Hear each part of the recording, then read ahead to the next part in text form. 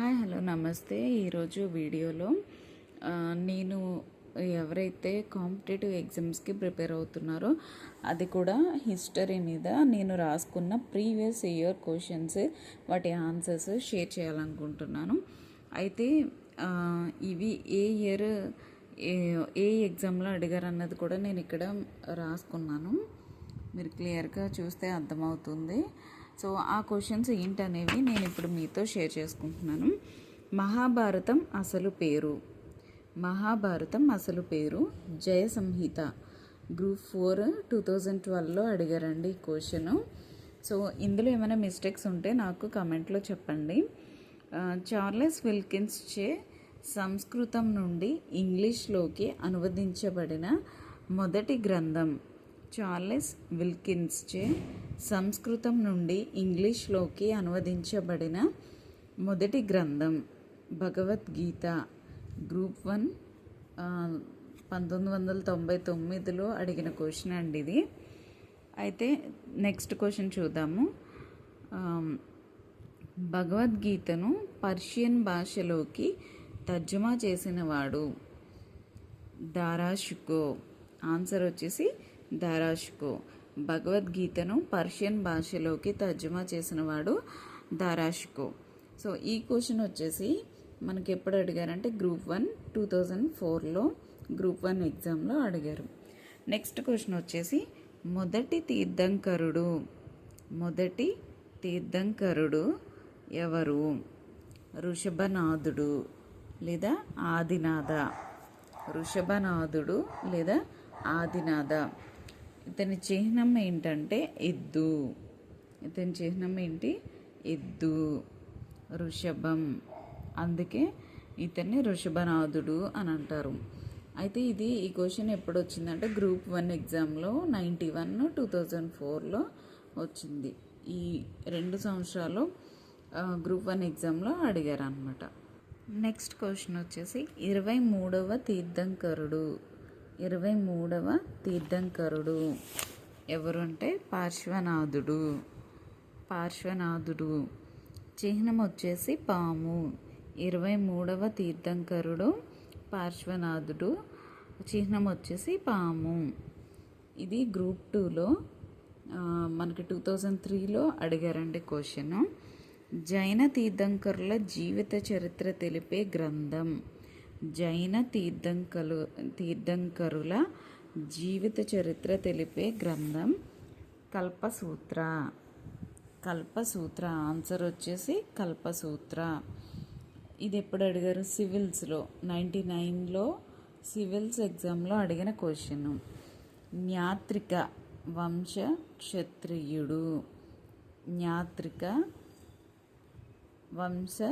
క్షత్రియుడు. వర్ధమాన మహావీరుడు. గ్రూప్ 1 2005లో అడిగిన క్వశ్చన్ ఇది. అపరిగ్రహ అంటే ఆస్తిపాస్తులు ఉండకూడదు.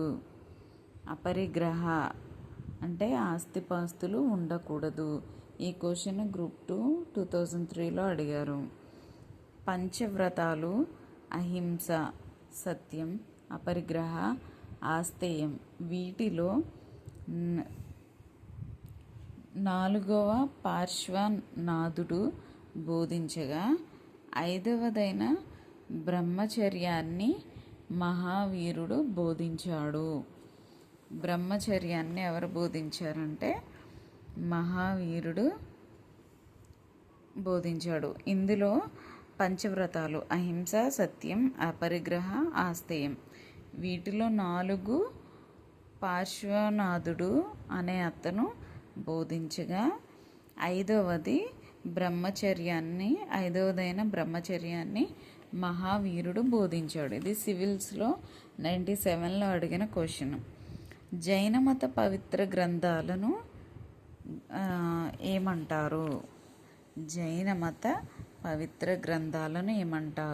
ఏమని పిలుస్తారు?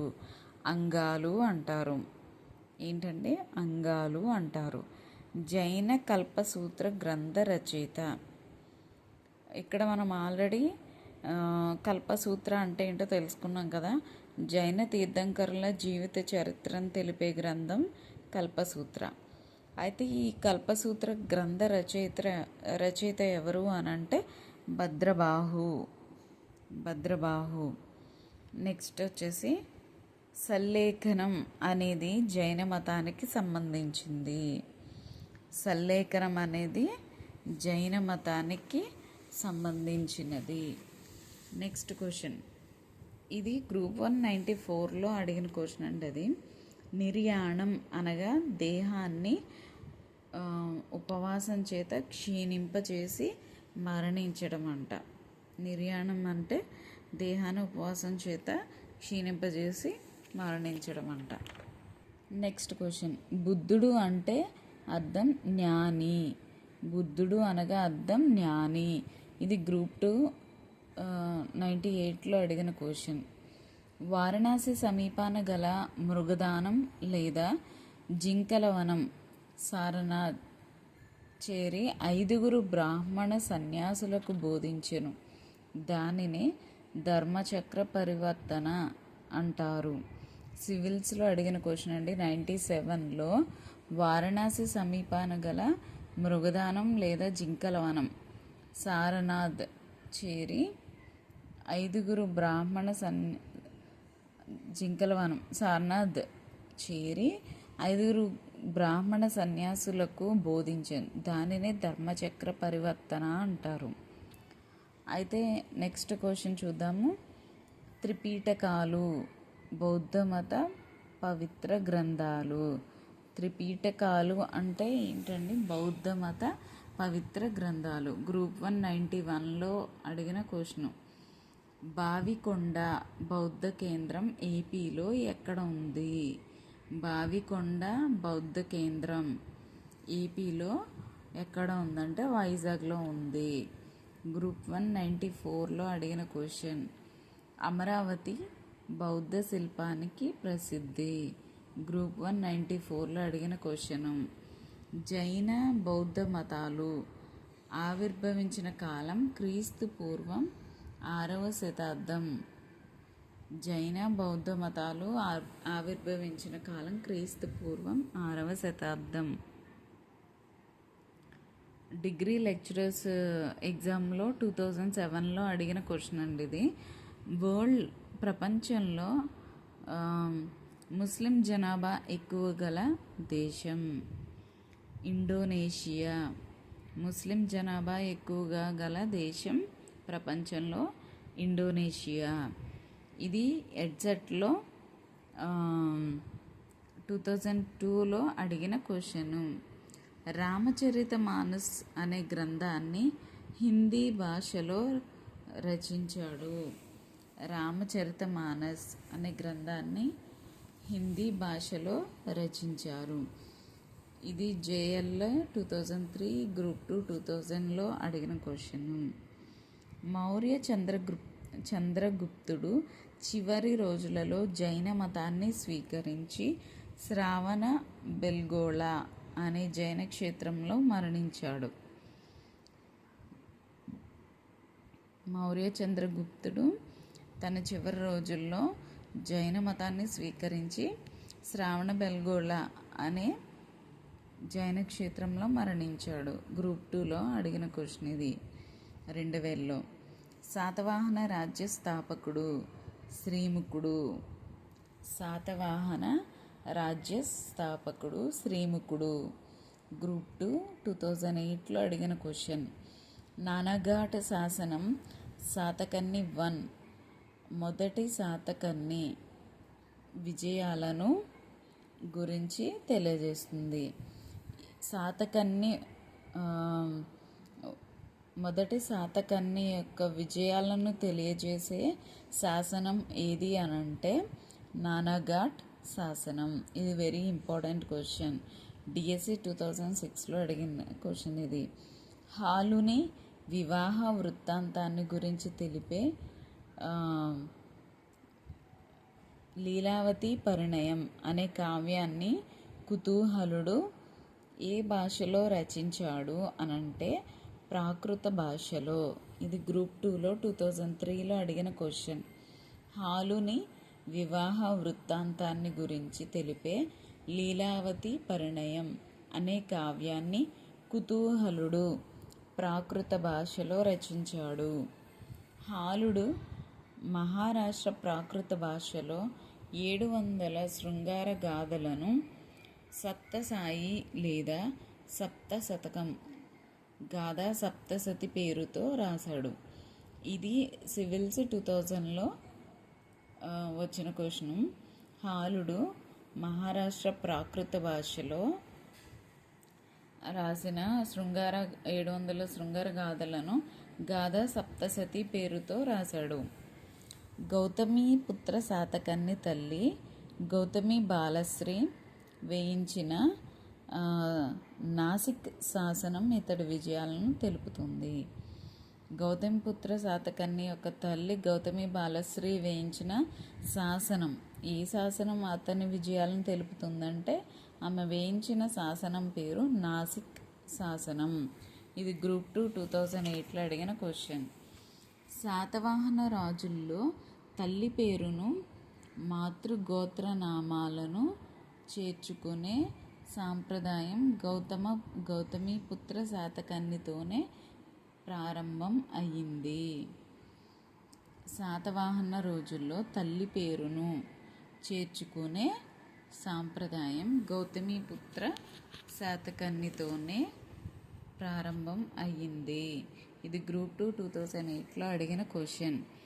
వృషభదత్తుని నాసిక్ శాసనాన్ని అనుసరించి శాతవాహనుల కాలంలో వడ్డీ రేటు 12%.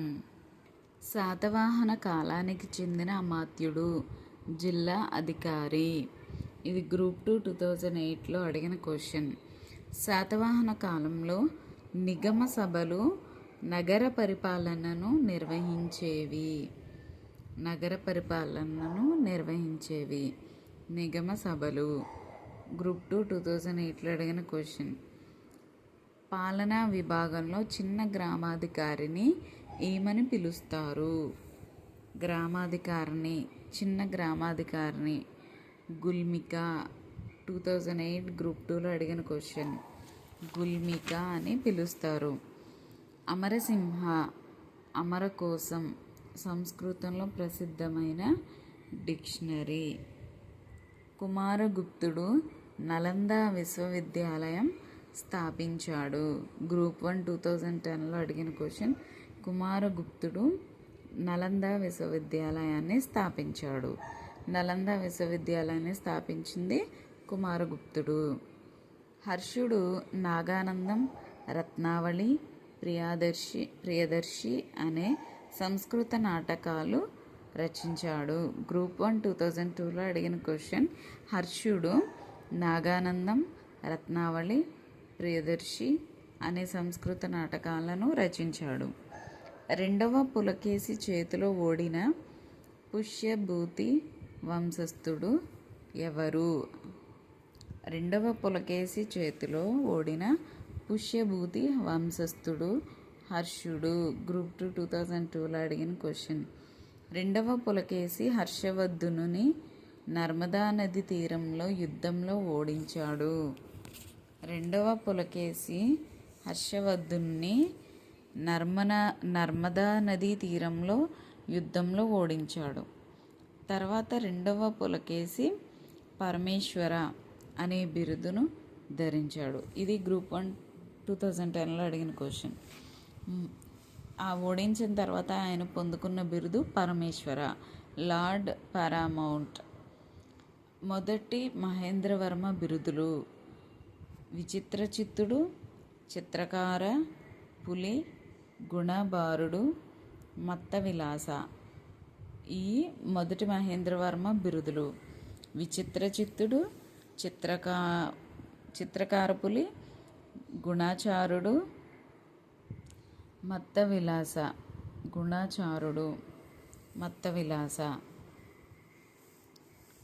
రెండవ విజయాదిత్యుడు శాతలూరు శాసనం ప్రకారం శత్రువులతో 108 యుద్ధాలు చేశాడు. 108 యుద్ధాలలో తాను చేసిన జీవహింసకు పాపపరిహారంగా 108 శివాలయాలు నిర్మించాడు. గ్రూప్ 2 2008లో అడిగిన క్వశ్చన్ అండి ఇది. రెండవ విజయాదిత్యుడు శాతలూరు శాసనం ప్రకారం 108 యుద్ధాల్లో తాను చేసిన జీవహింసకు పరిహారంగా 108 శివాలయాలు నిర్మించాడు. పావులూరి మల్లన రాజరాజ నరేంద్రుని ఆస్థాన కవి.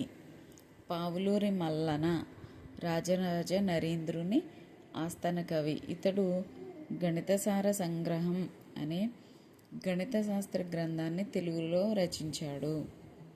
గణితసార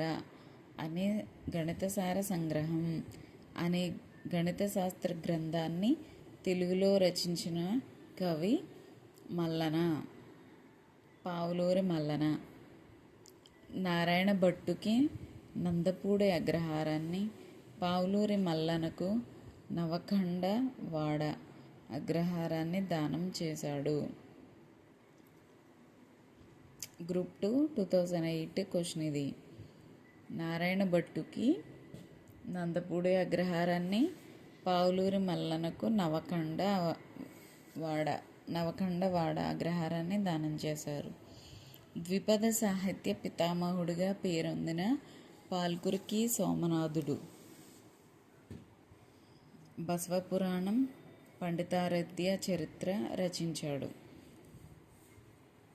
ద్విపద సాహిత్య పితామహుడిగా పేరొందిన పాల్కురికి సోమనాథుడు బసవపురాణం, పండితారాధ్య చరిత్ర రచించాడు. గ్రూప్ 1 2094లో అడిగిన క్వశ్చన్. మహాభారతాన్ని తెలుగులోకి అనువదించిన తొలి కవి నన్నయ్య. గ్రూప్ 191లో అడిగిన క్వశ్చన్. 1వ బేతరాజు తొలి కాకతీయ రాజుని కాజీపేట శాసనం ద్వారా తెలుస్తుంది. కాజీపేట శాసనం ద్వారా కాకతీయ రాజని బేతరాజు, 1వ బేతరాజు గురించి తెలుస్తుంది. గణపతి దేవుడు మోటుపల్లి అభయ శాసనం వేయించాడు. కాకతీయుల కాలంలో మోటుపల్లి ప్రధాన రేవుగా ఉండేది. ప్రస్తుతం ఇది ప్రకాశం జిల్లాలో ఉంది.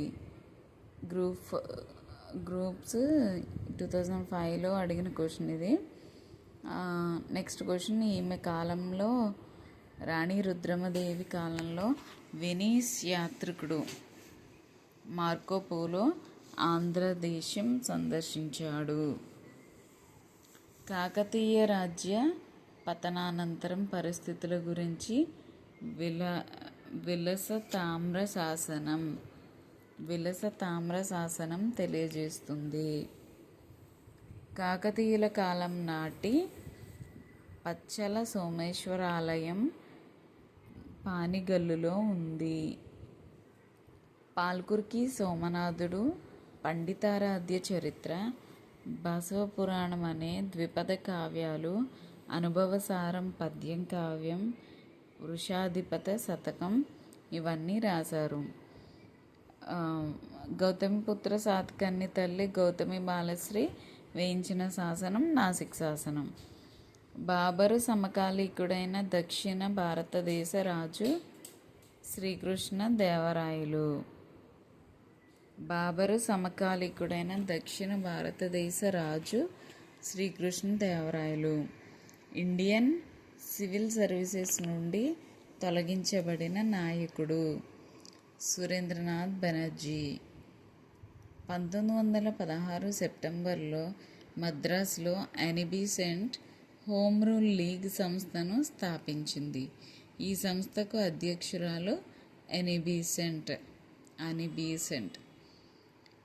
గాంధీజీ దక్షిణాఫ్రికాలో తొలిసారి సత్యాగ్రహం ప్రారంభించిన సంవత్సరం 1906. మీరాబెన్ గాంధీజీ శిష్యురాలు. గాంధీజీ దక్షిణాఫ్రికాలో తొలిసారి సత్యాగ్రహం ప్రారంభించిన సంవత్సరం 1906.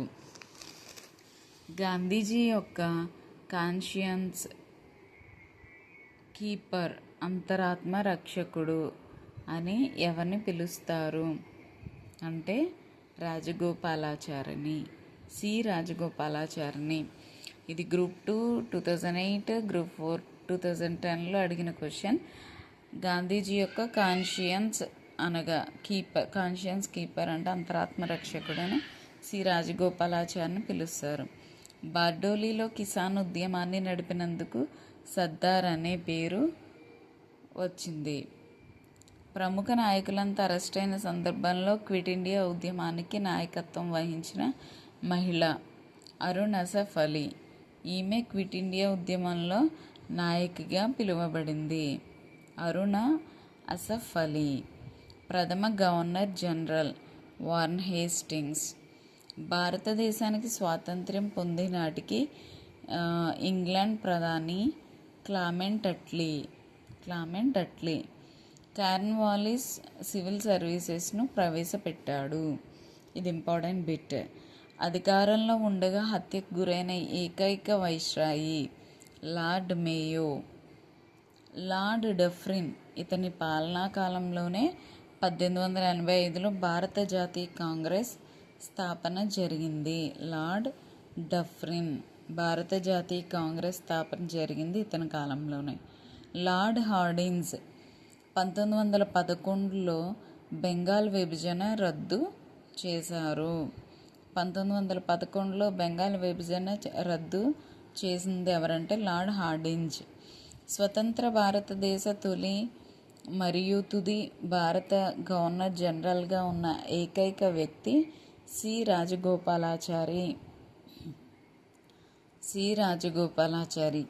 1948 సంవత్సరం డిసెంబర్ 10 నాడు మానవ హక్కుల తీర్మానం జరిగింది. ప్రతి సంవత్సరం డిసెంబర్ 10 నాడు మానవ హక్కుల దినంగా జరుపుకుంటున్నాం. ఇది గ్రూప్ 2లో అడిగిన క్వశ్చన్. సో ఇవండి 68 క్వశ్చన్స్. నేను ప్రిపేర్ చేసుకున్న కొన్ని క్వశ్చన్స్ ఇవి. సో ఇవి కనుక మీకు ఉపయోగపడితే తప్పకుండా ఒకసారి రివైజ్ చేయండి. అలాగే ఇంకా వీడియోస్ మీకు ఇలా ప్రీవియస్ ఇయర్ క్వశ్చన్ పేపర్స్లో నుంచి క్వశ్చన్స్ ఆన్సర్స్ కావాలంటే కింద కామెంట్ చేయండి. అలాగే మనం ఈ ప్రీవియస్ PYQs చదవడం వల్ల మనకి నాలెడ్జ్ వస్తుంది. అసలు ఎగ్జామ్ ప్యాటర్న్ ఎలా ఉంటుంది, ఎగ్జామ్లో ఏ టైప్ ఆఫ్ క్వశ్చన్స్ అడుగుతారు అన్న నాలెడ్జ్ కొంచెమైనా ఉంటుంది. సో PYQs చదవకుండా అయితే మాత్రం ఎగ్జామ్కి అటెంప్ట్ చేయకండి. ముందుగా మీరు ఖచ్చితంగా PYQs చూసుకుంటేనే మనకి ఎగ్జామ్లో బెటర్గా మనం అటెంప్ట్ చేయగలం. సో ప్లీజ్ నచ్చితే లైక్ చేసి షేర్ చేయండి. అలాగే సబ్స్క్రైబ్ చేసుకోవడం మాత్రం మర్చిపోవద్దు. పక్కనే ఉన్న బెల్ ఐకాన్ క్లిక్ చేస్తే నా వీడియోస్ అన్నీ మీకు నోటిఫికేషన్ రూపంలో వస్తాయి. సో ఎవరైతే గవర్నమెంట్ ఎగ్జామ్స్కి ప్రిపేర్ అవుతున్నారో వాళ్ళకి ఈ వీడియో అనేది చాలా హెల్ప్ఫుల్గా ఉంటుంది. కాబట్టి ప్లీజ్ లైక్ చేసి షేర్ చేయండి మీ ఫ్రెండ్స్ అండ్ ఫ్యామిలీ మెంబర్స్కి. Thank you.